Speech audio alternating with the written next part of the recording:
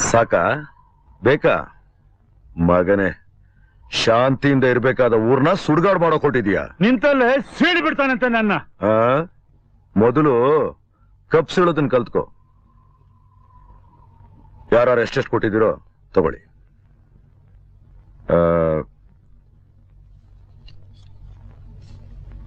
ಇದು ನಿಮ್ಗಾಗಿರೋ ನಷ್ಟಕ್ಕೆ ಎಲ್ರೂ ಹಂಚ್ಕೊಳ್ಳಿ.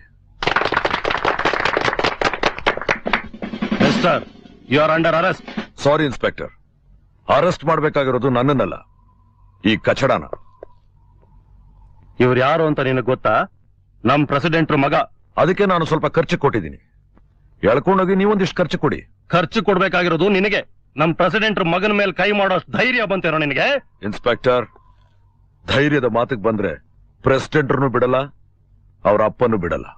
ಬೀದಿಲ್ ದೌರ್ಜನ್ಯ ಮಾಡೋ ನಿನ್ನಂಥವನ್ನ ಹೇಗ್ ವಿಚಾರಿಸ್ಕೋಬೇಕು ನನಗ್